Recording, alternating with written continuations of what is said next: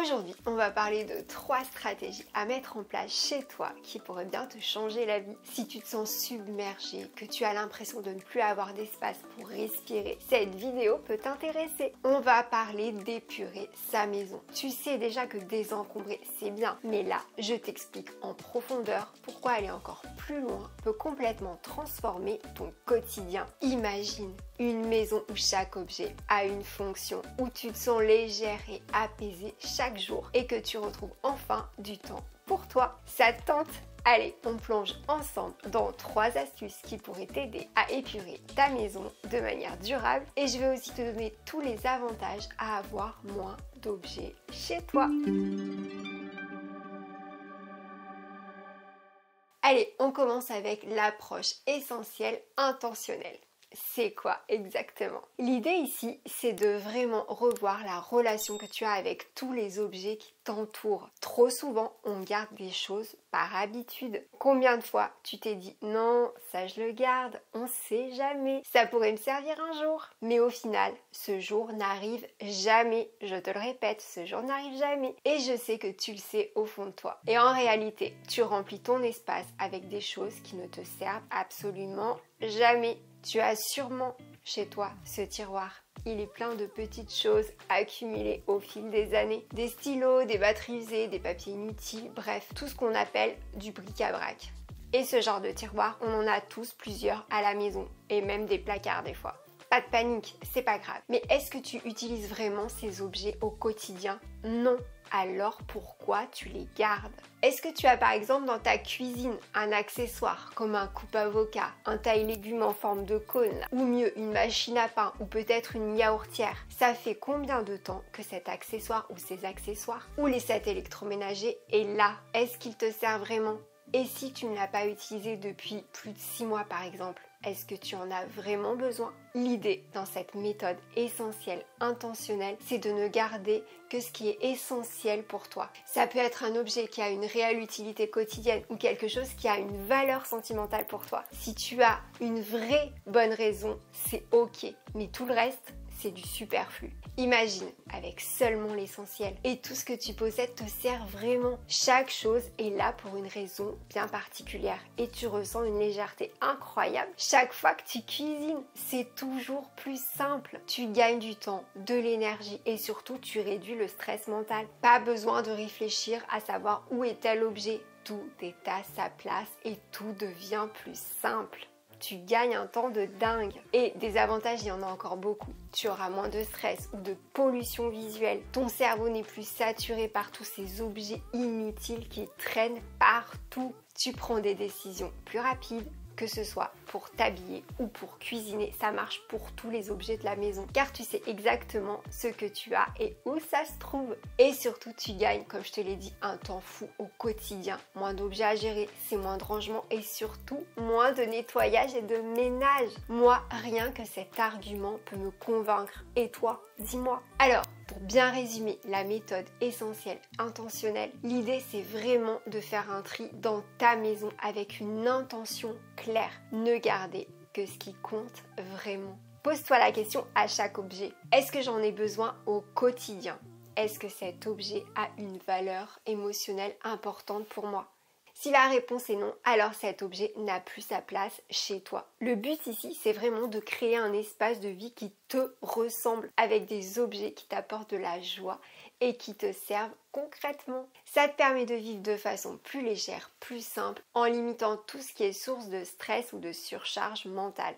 Chaque objet chez toi doit avoir une raison d'être. Sinon, il devient un poids. C'est cette intention que tu vas mettre derrière chaque choix de tri. Ce n'est pas juste du rangement, attention, c'est une véritable démarche pour alléger ta vie et te concentrer sur l'essentiel. J'espère que tu as compris. Allez, maintenant on passe à une manière que j'adore pour tester les bienfaits d'une maison épurée. Et j'ai nommé, attention, le challenge de la semaine sans superflu. Voilà comment ça marche. Pendant une semaine, tu vas vivre avec uniquement ce dont tu as réellement besoin. Le reste, tu le ranges dans une boîte ou dans une autre pièce. Garde seulement ce que tu as vraiment besoin, donc le strict nécessaire en fait. Alors oui, je sais, ça sonne bien la semaine sans superflu, mais en réalité je sais que c'est difficile à mettre en place. Mais essaye au moins d'imaginer, ça peut peut-être te donner le déclic qu'il te faut pour commencer à épurer ton chez-toi. Par exemple, si tu prends ta garde-robe, tu vas garder uniquement 7 ou 8 tenues que tu portes régulièrement. Tout le reste, tu le mets de côté. Dans ta cuisine, tu peux ne garder que quelques ustensiles de base, 2 ou 3 casseroles, le strict nécessaire pour cuisiner. Et pareil pour les objets du quotidien. Si tu ne les utilises pas tous les jours, ils ne restent pas dans ton champ de vision pendant cette semaine. Imagine ta semaine avec seulement quelques tenues bien choisies. Le matin, tu n'as pas à fouiller dans tes vêtements pour savoir quoi porter. Tout est simple et clair. Et dans ta cuisine, c'est pareil, tout est à portée de main, sans encombrement. Pendant cette semaine, tu vas vraiment réaliser à quel point tu peux vivre avec beaucoup moins. Finalement, c'est un peu comme quand tu pars en vacances. Tu prends tes tenues préférées et pour le reste, tu fais avec ce qu'il y a sur place en général. Et on se rend bien compte, à quelques détails près, j'en conviens, qu'il n'y a pas grand-chose qui nous manque. Je sais que l'exercice n'est pas facile, mais souvent le résultat est surprenant. Tu te rends compte que les objets que tu as mis de côté ne te manquent même pas. Ça prouve qu'on vit souvent avec beaucoup trop de choses inutiles autour de nous. Et à la fin de la semaine, tu peux alors décider de te débarrasser de ce qui ne t'a pas manqué ou de continuer avec ce mode de vie plus léger. Ce challenge, ça te permet de réaliser combien de choses tu utilises vraiment dans une semaine. Et je te le répète, quand tu as moins d'objets, ça signifie moins de décisions à prendre et moins de stress visuel. C'est un super exercice pour aller vers un mode de vie plus minimaliste sans avoir l'impression de te priver parce que tu l'as mis de côté dans ton carton, tu peux très bien le ressortir. Et donc tu peux faire des ajustements un peu comme tu le veux. Tu n'es pas obligé de faire ça pour toute la maison. Tu peux déjà essayer pour une catégorie d'objets ou faire le test pour une seule pièce comme la cuisine par exemple ou la salle de bain. Surtout, va à ton rythme et ne te prends pas la tête. Essaye et tu verras bien. Allez, on passe à une dernière méthode, c'est le désencombrement énergétique. C'est une méthode un peu plus subtile, j'en conviens, mais super importante. Épurer sa maison de manière énergétique. On n'y pense pas souvent, mais chaque objet de ta maison occupe un espace mental ici, là. Quand ta maison est encombrée,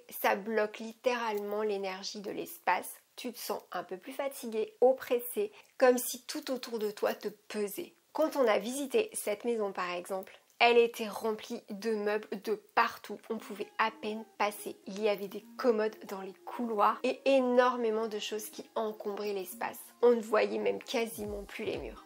C'était très oppressant. Mais après avoir mis nos meubles, repeint les murs, ça a tout changé. On s'est senti mieux. Bon, c'est normal, là, c'était nos affaires à nous. Mais ça allait au-delà. C'est difficile à expliquer, mais je suis sûre que tu as déjà ressenti ce petit sentiment de malaise quand tu entres dans un endroit un petit peu trop chargé. C'est là qu'on voit la magie du désencombrement énergétique. Quand l'espace est libre, l'énergie circule mieux et tu ressens une vraie différence dans ta qualité de vie. Et ceux qui sont adeptes du feng shui le savent très bien. Si aussi tu as déjà lu Marie Kondo, elle remercie même les objets avant de s'en débarrasser. Tu n'es pas obligé d'en arriver là. Mais je suis assez d'accord avec elle sur ce point. Les objets nous font ressentir des émotions négatives ou positives. À nous de nous écouter pour savoir comment on se sent face à ces objets. Prenons l'exemple de la chambre.